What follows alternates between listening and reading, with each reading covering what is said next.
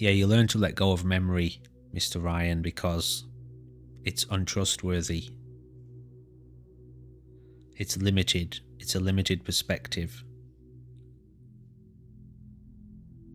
What's important to remember is each other. Here's where we tend to go wrong. Okay, so we have this shared consciousness together, you and I. We're all here having this experience together. If at any point in this experience, and we've all gone along making things, haven't we, in our life? We've developed views and opinions and knowledge, and we've built objects. We've materialized things with the technology we've built. If at any point I consider a creation that we've made to be more important than you, I have turned away from reality and I'm engaging in a delusion. People in general, often as a collective, think their religion and their belief system is more important than the other human beings that they're sharing this life with, or the other life, not necessarily just human beings. Or they think that their houses and their money and their possessions, these material illusions, they think that they hold more power and importance and value than the actual consciousness that created them in the first place. And that is a total, what word do I want to use? That's a total corruption of spirituality, the truth of spirituality. That is the very opposite. That is materiality at its core. To think that anything material is more important than the consciousness of life. And that's what we have to remember as we evolve our technology. Don't forget the humanity, the consciousness.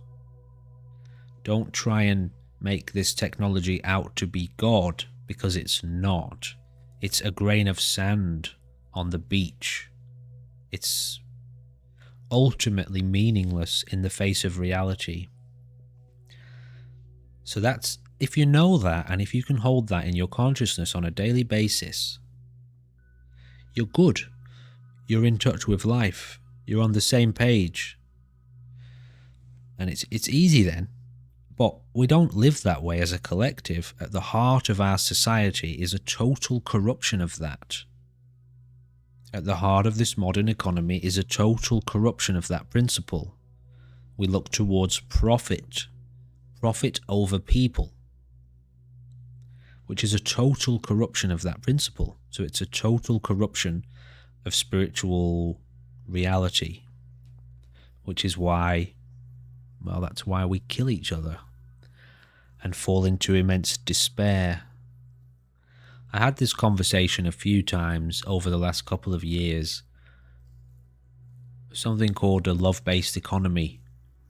I've reached out to a couple of people who are, let's just say, a little bit more prolific in the public domain, people that are a bit more celebrity and well known, and not many people really want to talk about it, but essentially the answer to the problem of the corruption of society is to turn ourselves collectively towards love. It's so simple. Towards love for each other. At no point can I put my desire for profit or land or ownership over anything whatsoever above you and your existence. Simple. I will turn all of my resources towards you and making sure you are happy. Your job is to do that for me. Your job is to do that for everyone else. It's so simple. We make sure people have got places to live and food to eat.